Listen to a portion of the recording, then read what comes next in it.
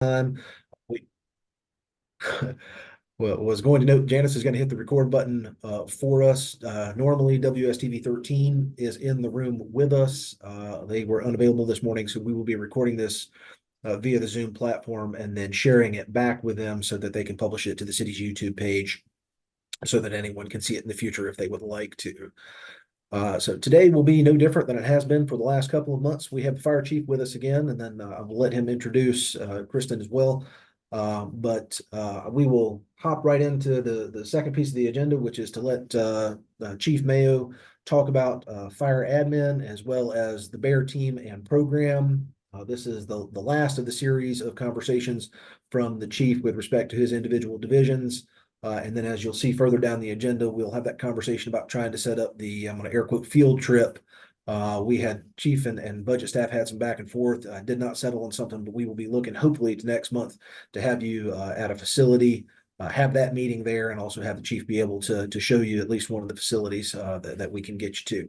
So without any further ado, I will turn it back over to Chief Mayo and let him, I believe I might need to make him a co-host as well so that he can share his screen.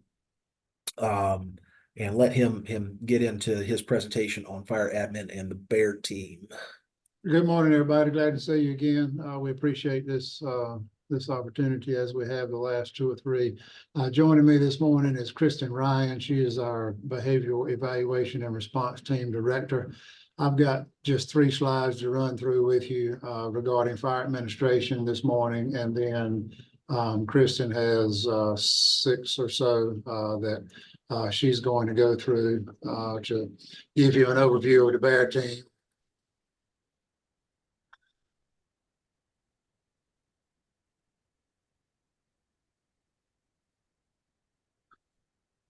Does that look good for everybody?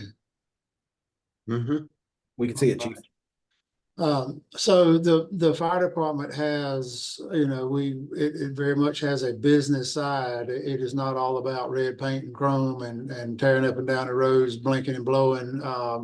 There's a lot of things that go on in the background to make sure that the fire trucks hit the streets every day like we expect them to, and that other services are provided.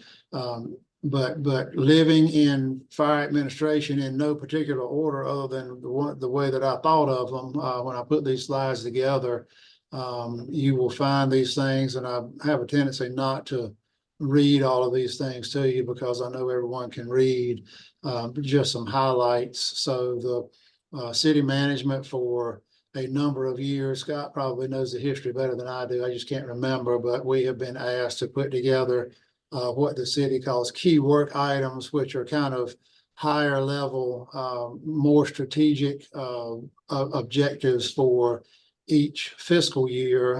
And we typically produce one out of each of the fire department's branches. So those things are worked on, tracked, reported upon on a monthly basis out of fire administration. There are various monthly, quarterly, semi-annual, and annual reports that are produced for performance management purposes, reports that are generated that go to the state that are pushed up to the U.S. Fire Administration. There are reports regarding cardiac arrest saves, how much fuel we burn, what workload measures. We try to track things that are at least intermediate outcomes, but there are so many variables that affect what we do in the fire department. We end up with more, what would be technically classified as an output measure more than an outcome. But we do spend a fair amount of time tracking and reporting on those things. The accreditation office, so we have an assistant chief of planning who is our accreditation manager, and he has an assistant accreditation manager. So we are one of the 2 major fire departments in the state that have never been accredited. Raleigh is the other. We expect to sit, but so we have a site team coming in to look at all of our exhibits and documents in May, and we expect to sit before the Commission on Fire Accreditation International in Atlanta in August. So this will be a major milestone in the history of the Winston-Salem Fire Department if we are successful in becoming an accredited agency in August. I would have to go back and look. I used to keep a little closer track of it. There are about 250 or 300 accredited fire departments in the world. This is a pretty small class of fire departments that have reached accredited status. Of course, one caveat to that is 70 to 80% of the fire departments in America are still volunteer or mostly volunteer agencies, and becoming accredited is a much more, it's tough for us, but it's a far more painstaking task for a volunteer fire department that has essentially no administrative staff. We do budgeting here, both planning, spending, tracking, using the budget as best we can as a management tool. We have a liaison to human resources. So that person is interacting with human resources in terms of helping with onboarding, putting in requests, when somebody gets promoted, when somebody's demoted, terminated, hired, all of those things have to go through some human resources process. And so we have somebody who does those sorts of things as part of her job. There are only really 3 major grants available for fire departments in America. They are all 3 Department of Homeland Security grants, about $600 million a year, depending on what the year is, somewhere between 600 million and $1 billion a year are available for fire departments. We right now are managing a staffing grant to the feds are paying 3 years of salaries and benefits for 15 personnel.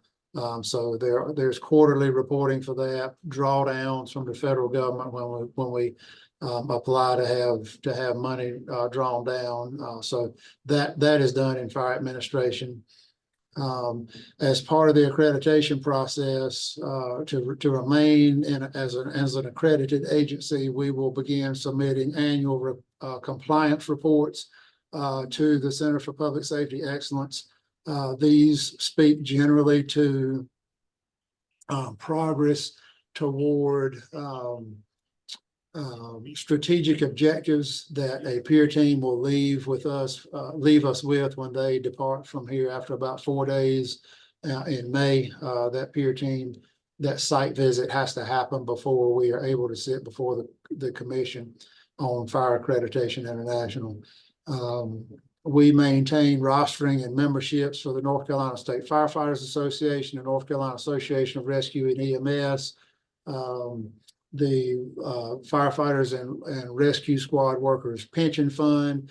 There are a number of agencies and organizations, the National Fire Protection Association, for which we have to maintain rosters and memberships in order for our folks to maintain eligibility in various insurance programs, retirement system programs, and those have to be, most of those are either monthly or annually. We do have coordination with our public safety partners, law enforcement, Forsyth County EMS, and the various other fire departments that are in the county, and joint training and developing memorandums of understanding, automatic and mutual aid agreements. All of those things, most of that orchestration happens in fire administration. We develop specifications for fire apparatus, fire stations, turnout gear, self-contained breathing apparatus, portable radios, not all, but a lot of the things that we use have to have a specification before the manufacturer will build those things. I mean, you can't go to you've never driven by a fire truck dealership and seen hundreds of fire trucks sitting out on the lot where you just go buy one like you were buying a Honda Accord or a Ford pickup truck. All of those things are built to order. Turnout gear is built to order. Self-contained breathing apparatus are built to order based on the agency specifications. Like anybody else, public or private, we're spending 95% or more of our personnel management time on 2 or 3 or 4% of our employees. But we do have some folks who require a fair amount of attention, and they take up an inordinate amount of personnel management time. Payroll is done out of our administration every 2 weeks on payroll week. We have a reconciliation of payroll, and one thing that does not immediately come to mind until you think about it is, comparing us to a department that is much smaller, that has a dozen or even 25 or 30 employees in that department.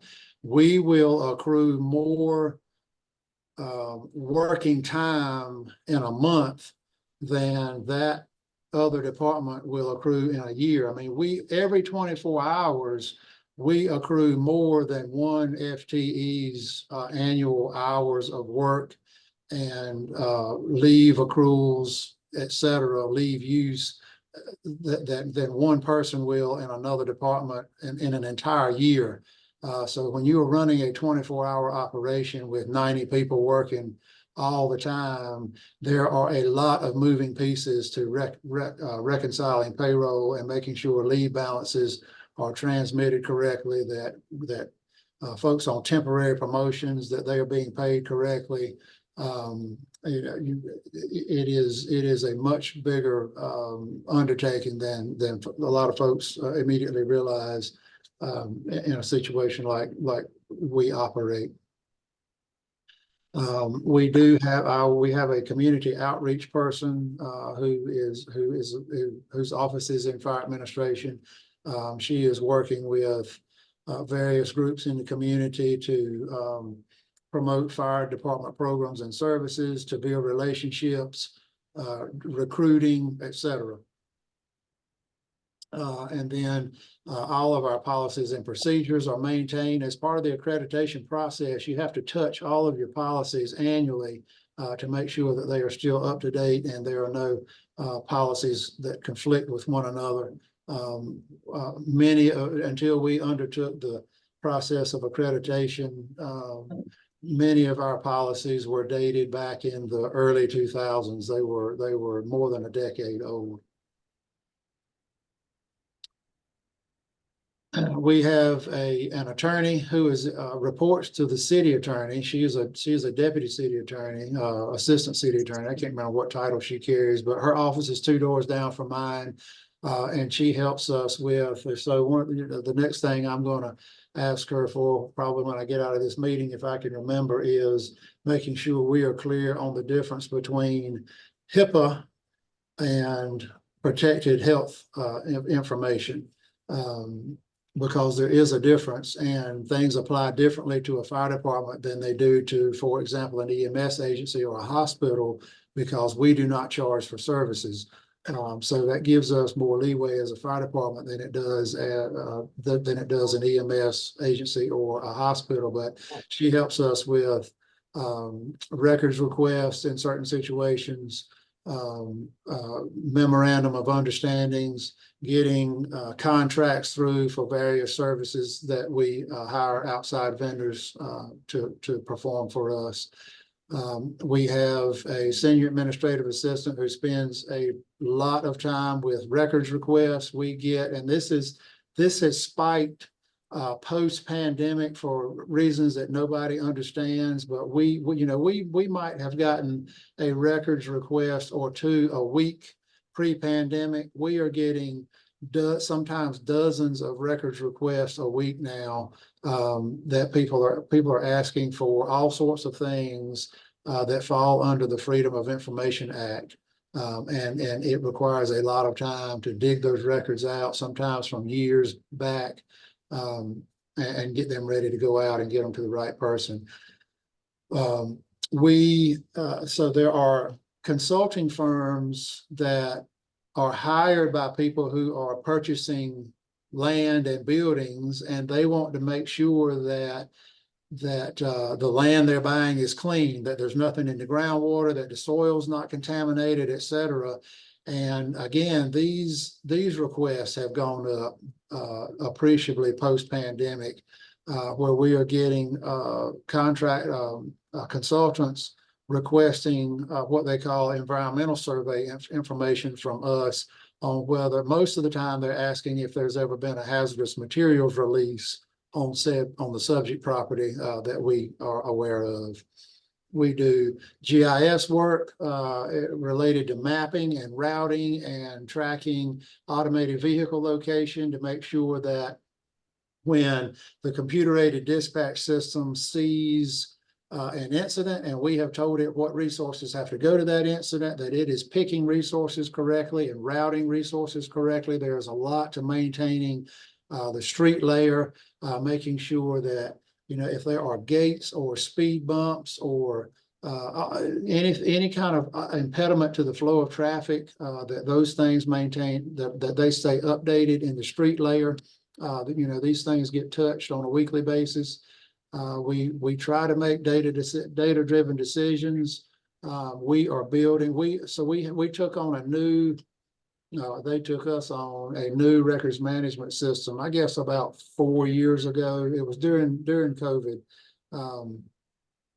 We are that vendor's largest fire department, so we drive them toward building a lot of new modules and data capturing fields in that records management system. So we spend a lot of time capturing data that is ultimately pushed up to the state and then is reported to the U.S. Fire Administration, who maintains the National Fire Incident Reporting System. So making sure that the data are clean before they get transmitted up, because if they go up and they aren't clean, they come back down. So we try to make sure it's a clean push on the first attempt.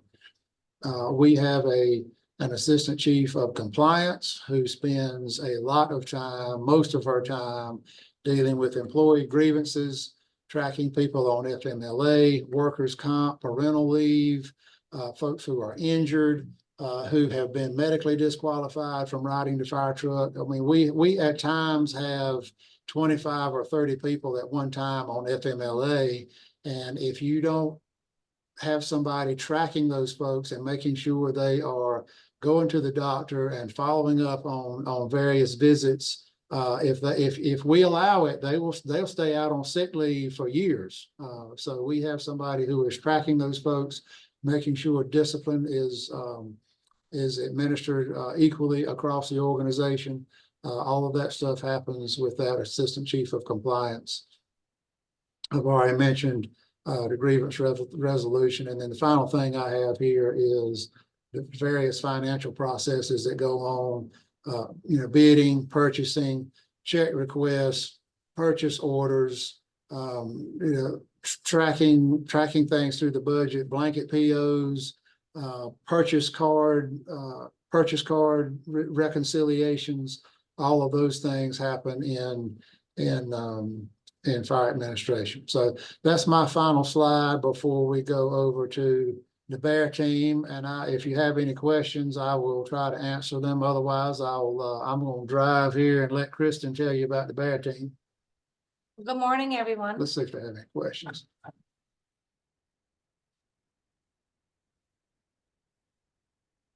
must have either answered all your questions or bored you to death.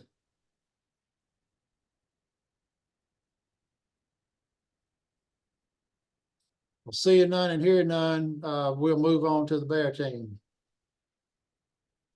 Good morning, everyone. So the Bear team stands for Behavioral Evaluation and Response Team. And we are housed within the fire department and do rely heavily on all of the administrative staff that Chief Mayo just mentioned, according to our operation as well. So I'm going to start with kind of outlining the Bear team employees. We are a team of 7. So it's myself as the director and the 6 crisis counselors. Our crisis counselors are all degreed in mental health disciplines, either as social work or mental health counseling, and they do have a lot of experience It is not an entry level position that we have. They do have to have quite a bit of experience to be on the team with high acuity and working with multiple demographics and needs within mental health, substance use, or domestic violence. So our future goals for strengthening the team is that we got the federal funding approved for 2024 to add 4 more crisis counselors.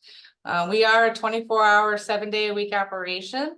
So the 6 crisis counselors that we have now are holding it together, but because of creative scheduling. So the adding 4 more crisis counselors will help us to strengthen our response time and to ensure that we have that adequate coverage for 24/7.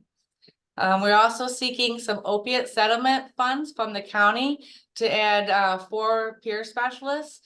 The peer specialists will really be a strong asset to the team as far as our follow-up process.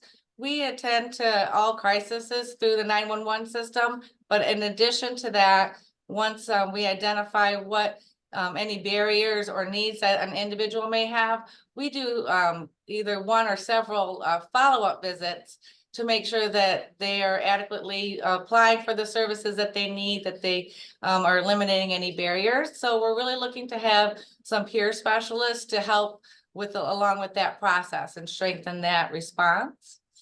We're looking for some marketing funds. Right now, our main marketing is, we're on news, but we don't really have funding to really allow the community to be aware of us. We are new. We started in May, and we're doing our best to make sure that everybody has access to our services, but we really want to make sure that when we come, we're not always a surprise. And so the more we can have the community be aware of this new alternative response, the easier the crisis response will be, the more welcoming it will be when they arrive. And looking for vehicles. So our main office is the vehicles. We do, we are responding within, our goal is within 30 minutes, but we are doing pretty well. Trying to maintain about 11-minute response time.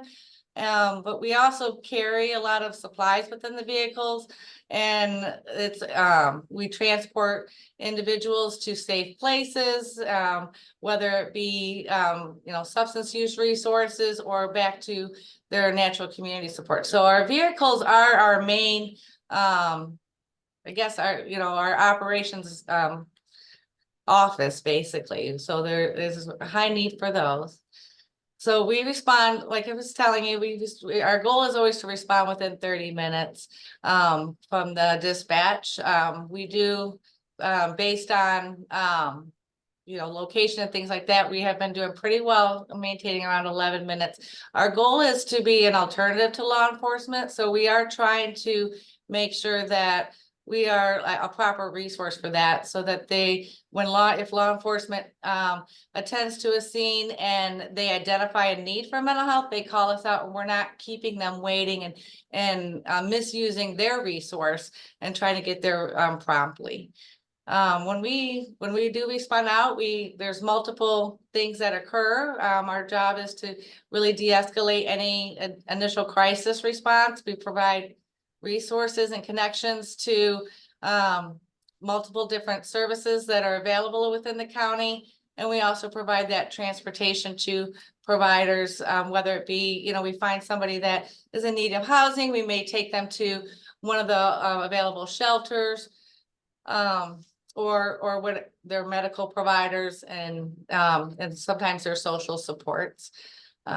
We also really heavily develop safety plans for each individual that we encounter, and that includes helping them to know what kind of coping strategies they have available to them, identifying any resources that they have, and making sure that they're aware that they can call us for follow-up, and that we're going to be doing follow-ups to ensure that if it is a suicidal individual that we are intervening at the right times, and that they are really well aware of what resources they have to call. So each response that we have looks a little different, and it depends on what type of crisis the individual is having at the time. We do everything in-home follow-up visits. A lot of times individuals will call 911 for various reasons, but we do identify once we arrive at their home that there may be some other barriers that are precipitating this crisis. So we do make sure that we do see the individual in their living environment, and so that we can do a proper assessment of any of their needs. We assist with applications, making sure that they have access to cell phones and computers and internet services when, because that is the main resource needed in order to access many services in the county. And we also make sure that they're basic needs. So if we arrive at a home, an example, we had a child that kept calling 911 because she didn't have any food. She was 9. She had they had multiple siblings in the home, and so when she was hungry, she would call 911. So we would come and bring that individual food, and we were able to link them to ongoing food resources. And make sure that they had the transportation to get to those food pantries and things like that. So we do address all the needs that are occurring within the individual. And we also engage with various community entities in the network to educate. We make sure that we are embedded in all of the resources. So when they're housing, for example, they have a Forsyth opiate response teams, there's homeless committees and housing committees, many different types of resources available in the county. We are making sure that we're attending all those meetings. We're well versed in what's available for our citizens, and that we are actively participating in any problem solving or moving forward in strengthening the services in the community as well as our own program. So we do provide the 24/7, 365-day coverage, and that is occurring currently with some creative scheduling, and to make sure that we are always meeting the demand. So we want to make sure that if we get multiple calls at the same time, that we are providing that backup and that we're not delaying our response times. The main way that we do this is we do have an on-call system. So all of our staff are salaried employees, but we've set up an on-call system that they get paid. It's straight pay, and they do it around once a week, every 6 weeks. It's a rotation.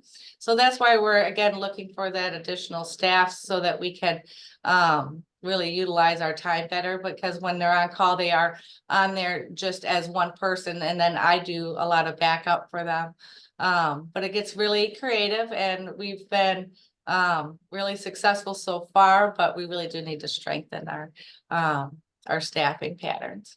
We're answering calls about 8.7 requests for services per day, and that's the direct community calls and for the 911 calls. So the team's staying pretty busy between responding to the initial crisis responses, follow-ups, and attending community events. And I will add here, I don't know how she does it. Kristen has tried to explain it to me a couple of times, and I've just given up on trying to understand it. But Kristen and the Bear team are providing 24-hour service with 7 clinicians. Durham has a heart team that does similar things to the Bear team. Greensboro PD has a team. I don't know how many Greensboro has. Durham has 25 people in their department, and they do not provide 24-hour service. They're like a 8 to 5 Monday through Friday. I don't even think they do any weekend service. No. Greensboro does, I think, 8 a.m. to 10 p.m. So Kristen is a magician when it comes to figuring out how to keep somebody available 24 hours a day. And I do meet with some of those teams, and they've identified they're actually, because they're not 24 hours, they're only attending to about 30% of the need. So by us ensuring that we are doing the 24-hour coverage, we're trying to meet 100% of the need. So the main equipment I discussed earlier is our Dodge Durangos, and that has our logo. That's another asset for us for as far as our marketing, making sure people are aware of our services. It's equipped with a computer. The team uses a cell phone. Cell phones are how we're dispatched as well. We do have a radio for safety. So each time an individual is on scene, the communications team is doing radio checks and things like that to make sure that they're safe while they're on scene. We have metal detectors to ensure that when we are transporting individuals that they're not carrying things. And that we have some safety protocols in place for that. Seat partitions to make sure that if somebody becomes unpredictable during transport, that they are safe from the driver, that they're in a secure area in the back seat. We use flashlights. That was something we learned very early on because we do a lot of night crisis interventions. So flashlights, and we do the warning lights in the event that we are having to park in awkward places or maybe not proper places in order to access the individual. We do carry Narcan in the event that we are approaching anybody that's in an opiate crisis at the time. And we do also offer, we have drinks and snacks that we keep along because as we've learned through crisis response, if you're meeting that initial basic need, your engagement efforts will definitely improve, and it'll help reduce some of the initial crisis if they're not sitting there hungry and thirsty. So we do make sure that we're providing that initially. And the personal protective equipment, making sure that they have, gloves and hand sanitizers and masks and things like that. They do interact with many individuals that are in some of those homeless encampments and things like that. So both to keep the citizens safe and our team safe, that we do make sure that we're equipped with everything we need there to respond to any type of response, whether it be in the forest, in a homeless encampment, or at a residence. So we make sure that the cars are equipped for everything that would be useful for them on any crisis response. So we obviously, our main dispatch is through 911, and that's how individuals can contact us. They call 911 and they don't have to ask for us, but the communications department will identify if that's the type of call that they're calling for, that they'll dispatch us. They can also ask for us directly, or we have wanted to make sure that if individuals are not comfortable calling 911, that they can call our team directly. And so we have a number here. And what we do is if we do get any calls directly, we do still track that through our communications department, and so that they're still getting the radio check. So the responses are identical, whether they call 911 or our team, just whatever the community or the individuals more comfortable with. Any questions?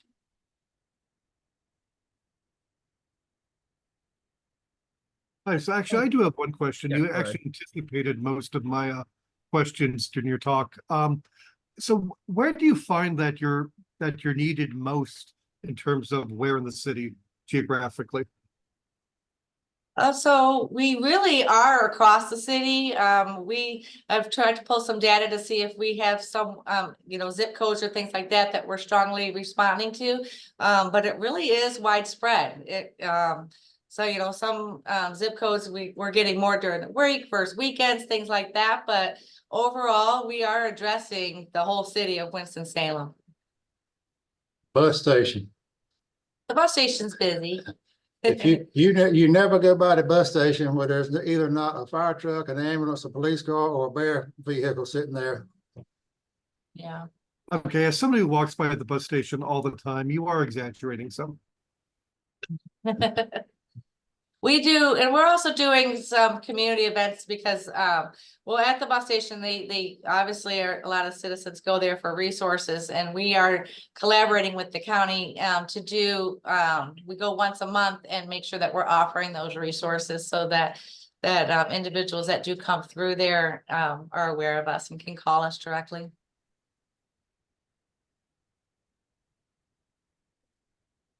I have a couple questions.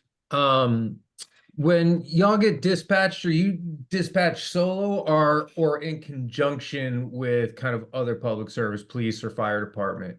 So we're an alternative to law enforcement, so we go individually.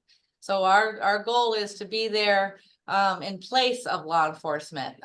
There is oftentimes that law enforcement may be dispatched for a call that they feel that's indicated for something completely different, or it may be a medical thing, or maybe domestic violence is very common. And so they will go first and make sure that it's a safe scene for our team. Yeah. And then they'll call us out. So we really, it's pretty equal in both, where we're just communications is sending us out in place of them. Or they're arriving on scene, and that could be fire, EMS, and law enforcement that will arrive on a scene, indicate a need, and it may not be the actual caller, but maybe somebody in the residence, and then they'll dispatch us out. All right, yeah, that answered my next question. So there you go.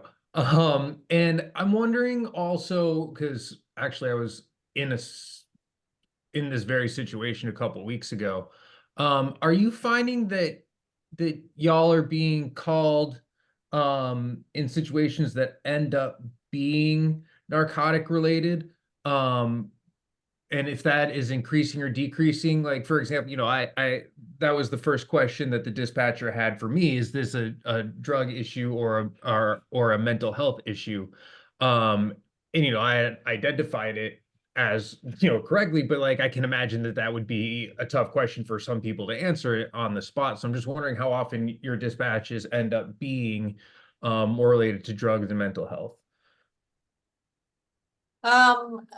Quite often. I mean, Okay. quite often we are going out, like, you know, it's not always if they're like in an active overdose, because a lot of times they'll call EMS for that initially, and then EMS will call us to do those follow-ups. But we are frequently going out to calls, and actually, surprisingly, a lot of our senior crisis calls end up being substance use related. So that was something I learned in our community. So a lot of the 60 over, a lot of their crisis episodes are alcohol and opiate related. And then go ahead. I just had a question about Greensboro, Charlotte, Durham, if they have similar to the Bear team here. So I have networked, since I started here, I networked with all of the crisis response teams in the state. And they all, the bigger cities, they do have a mental health response system, but they do all look different for each community. And we are the only ones that are dispatching out independently, and we're the only ones that can transport independently and have our own vehicles. The other programs are housed within EMS, so they are reliant on the staff of EMS. So if they're not allowed to go out by themselves. So if there is not a law enforcement officer, EMS, or whoever they're housed with available, then they miss a lot of opportunity in going to calls, which is their main concern. So they do have programs. They are limited hours. Most of them aren't doing weekends or holidays as we are, but they are required to go out with that main discipline, the EMS or our law enforcement officer. Good, thank you. Do you find in those conversations with peer services that they kind of wish that they had that sort of freedom? Yes, it's indicated often that their crisis response is definitely changed when they have to arrive with either a medical or a law enforcement officer, which is kind of, you know, what Winston-Salem, you know, having that foresight of having us go out as an alternative really is the key. Us going out independently and doing those assessments it does change the engagement efforts. It makes that, you know, at the level that it should be, instead of maybe an elevated level of response. And a lot of times what they're saying is that they're going out with these other disciplines and So law enforcement, EMS and fire all together, they have to be always responsive very quickly to additional calls. A mental health provider can go out and we have the mindset that we may be there for an hour or 6 hours. So we're not in a hurry. We have our backup, and that's why I say strengthening those teams. So if I go out to a call and I'm there 6 hours, I know I'm calling my team for any additional calls. This is my call. When you're riding out with law enforcement or fire or EMS, they don't operate in that mindset. They don't really have the luxury to hang out somewhere for an hour or two. So the response gets rushed. Some things, get more, they prioritize more quickly and they may miss things. So that's the common discussion that I have when I attend these meetings is what are they missing by always having to worry about that next call? And is the individual engaging it the same way? They're getting a lot of refusals or things like that because they're not approaching it as a mental health clinician would normally. Because now they're kind of, they're holding up their partner that they're having to ride with, right? So we've had a lot of discussions around that, and they are all seeking to look to respond to these calls independently. And then So, my last question is when y'all do transport, where are you transporting? So it really could be anywhere. A lot of times we're utilizing we have Daymark, which is the behavioral health urgent care. So a lot of times individuals will seek treatment there. If it might be a homeless shelter, we transport wherever the service level is that they need. We've had individuals that are going into programs or longer term programs, and we've driven them there, and it might be in Statesville, Greensboro. We transport to wherever the individual is going to be successful. Sometimes it's returning them to their natural supports, parents or things like that if they've been displaced. And when we do that, if we take them out of the county or city, we do stay connected with them and connect them to those local resources. But we are transporting quite a bit. We try to divert from the hospitals because a lot of times these responses don't require that, but sometimes they do. So there is times that we do transport to the emergency rooms if needed. But it really is, it may be getting them connected to an assisted living facility or some higher level senior services, things like that. And we'll provide those rides. With our follow-ups, a lot of times it's actually driving them to those doctor's appointments, whether it be medical or psychiatric, driving them to their substance use provider, AA, whatever we've connected with them. A lot of times we'll transport them for those first initial visits to help with that connection. And then we make sure that they have bus passes, make sure that they have ongoing transportation so that we're not setting them up with the service that they can attend. Thank you.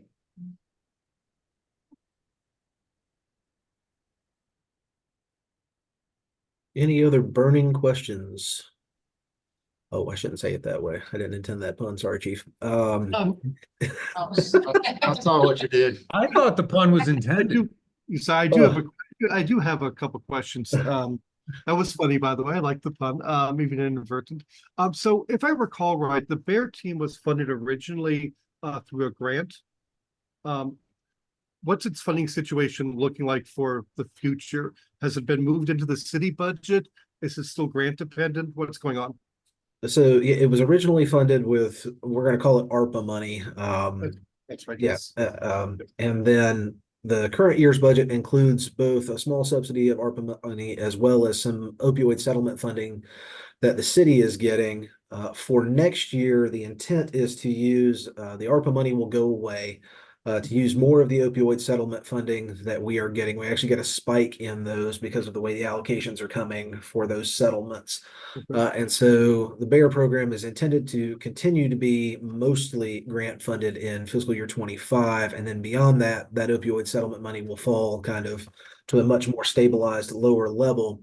And that will have to come on to the general fund. And so Janice could probably tell you the effects there, but when that fall off comes, I'm going to assume it's going to be more than $500,000 that will fall to the general fund, including, and the manager just mentioned publicly yesterday, the additional crisis counselors that were funded through the federal earmark process that Congressman Manning made available for us. So after those fall off of that grant, if they are to stay on the general fund, they would be in addition, as well as that is also a one-time funding source. And Kristen mentioned that the opioid settlement funding that they were going after is the counties. If we were to get that grant from the county, that would also be a one-time funding source. And if we were to keep any positions or operating costs associated with that, those would also fall to the general fund in the future. So Fred, you kind of read my mind, as one of the summaries that we're going to bring back next month would be kind of a look at grant funding and what that might mean in future years' budgets if all of that were to come online for us, and what that might mean in terms of priorities and having to add things to the general fund budget. But yeah, there are still outstanding needs with respect to those and getting them into the actual city funded category. So yeah, I'm looking forward to that, but just to summarize what you said, currently in fiscal year 26, you'd expect, at least $500,000 to go in the city budget, plus whatever is needed for this crisis counselor. So $500,000 to $1 million, probably, ballpark. So we'll have to work with Kristen on how that money, particularly that 700,000, what years it hits in. So I don't know if it's a 1 year thing or if it's going to cover a year and a half or 2 years. Let us work, Fred, to get kind of like a little trend together. But yeah, what we would expect is FY26 is going to take more city resources, and then FY27 might take some additional ones too. Okay. But can I ask, I probably should have asked this earlier. Can I ask Chief Mayo a question? Do you mind? I'm ready. Actually, so you talked about the accreditation process. You didn't actually explain why we care about being accredited. I mean, because it sounded like from your thing, most places aren't. So why, basically? Most places aren't because of the work it requires. And sometimes in the fire service, there are a lot of big egos, and a lot of fire chiefs don't want to know what they don't know. But what fire service accreditation does is it is a surety to the customer who is receiving services that their fire department is adhering to what are accepted best practices in the industry without dictating to that fire department or its customer base what level of fire services are being provided. And what I mean, so what would happen with the accreditation model is they are not going to come in here in May and leave us with a strategic recommendation that we need to add 5 engine companies and 3 ladder companies.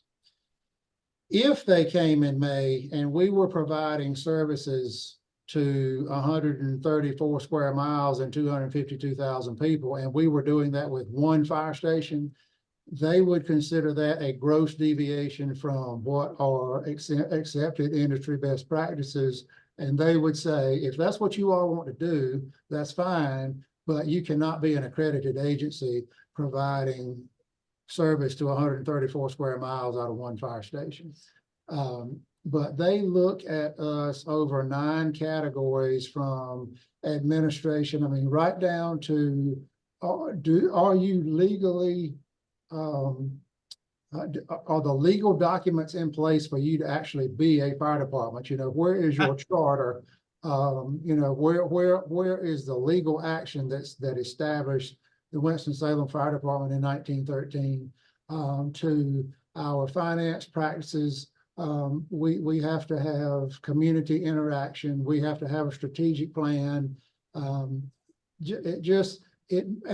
what we saw, last month I talked to you about the ISO public protection classes of various fire departments.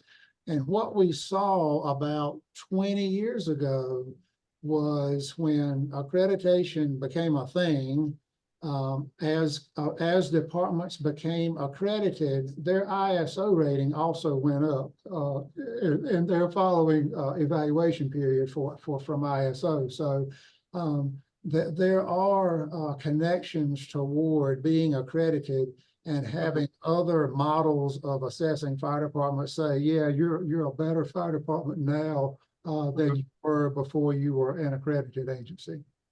Thank you. And speaking of ISO, and one of the questions from last month was how much insurance premiums are being collected in the city of Winston-Salem, and what would happen if we went from a Class 2 fire department to a Class 1 fire department. And the answer to that, it was more difficult to ascertain than what I would have ever imagined, because the state writes about 1,200 checks a year to various fire districts across the state. And those checks are written based upon how much is paid in insurance premiums. But in the city of Winston-Salem last year, 36 approximately, and we're probably off by 5% one way or the other, but we had to kind of work the formula backward. $36 million was paid in property and casualty insurance premiums. So if we were to go from a Class 2 to a Class 1, without really spending a lot of time down in the weeds, I feel comfortable saying that we would save citizens who are paying property and casualty insurance premiums about $1.8 million across the city. And we could become a Class 1 fire department for $1.8 million. Thank you. And honestly, I mean, I don't expect you to be 5% is either ridiculously high accuracy for this estimate. 2 sig figs is enough for me. Thank you.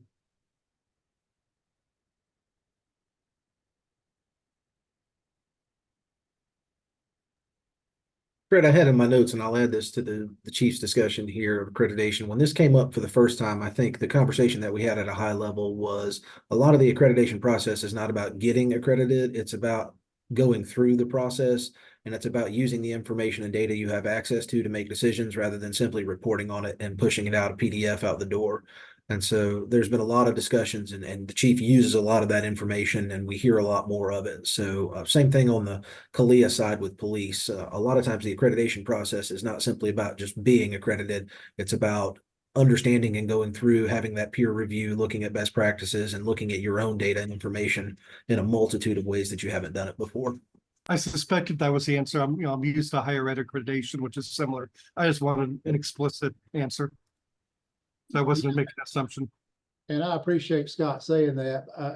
I have worked for an accredited agency before, and I remember the last time I sat before the commission, in my opening remarks, I said, prior to working for an accredited agency, we had a question that caused us to collect a data set to answer that question.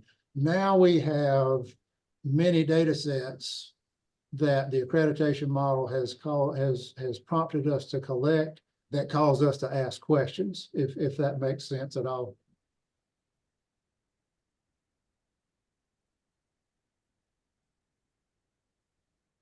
Any other final questions, comments, concerns for the fire chief or our Bear team director before we move on further down the agenda?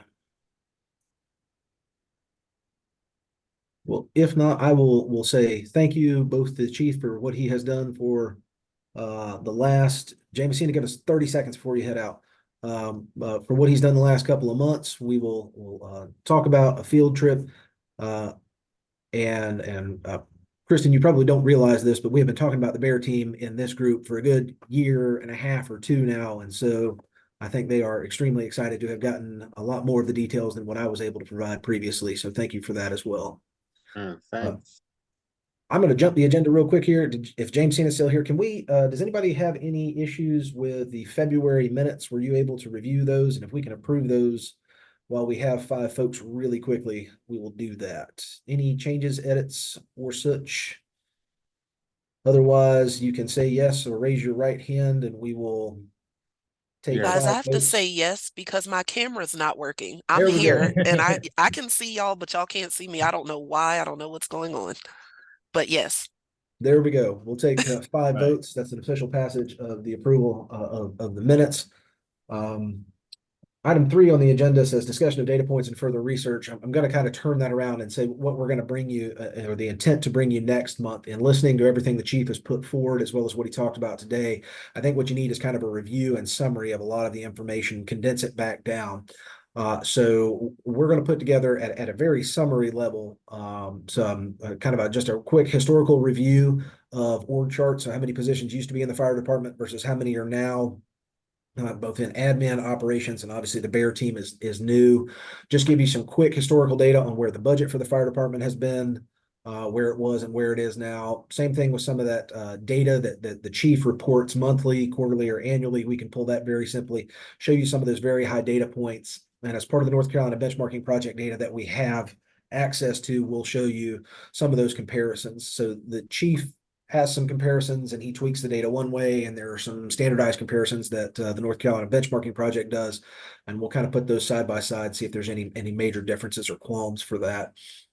We will talk about, and Fred, you had brought this up, current grant funding. So we will, on the Bear side, give you a little bit better view of what is grant funded, what could be grant funded, and how much of that would roll onto the city if we receive certain grants. Also need to do that for any safer positions that the chief currently has on grants on the operations side, so that you get a full feel for kind of where the department used to be, where it is now, and what it could cost us and where it might be a couple of years down the road. And we will try and do all of that. Believe the chief had identified a couple of stations that he thought would be a good field trip of sorts for you. We want to make sure that we have an appropriate place to meet and have that kind of summary review conversation, so that y'all can talk about what you've heard, what you've seen, and any pain points or any kind of conclusions or recommendations that you might want to draw out, or any other areas you want us to do a little more research on before you put something formally forward to city council in terms of a report. So is that sound like what you're looking for next month? And if so, that is kind of how we will structure that agenda for you. So that sounds good. So the understanding is we'll be meeting at some firehouse at 9 o'clock and have a tour in a conference room and things like that.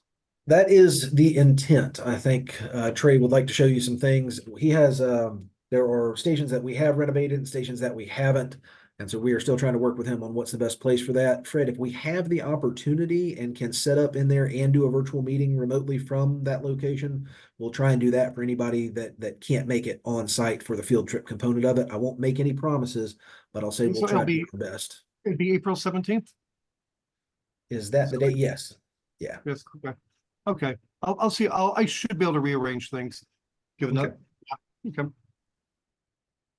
Okay, so This there is we'll Sheila. look for an email. I'm sorry, Sheila. We'll get an email about the field trip for April 17th. Absolutely. We're going to Okay. finalize some stuff and then we will share it as quickly as we can. Okay, great. And I will not be in town that day. Okay.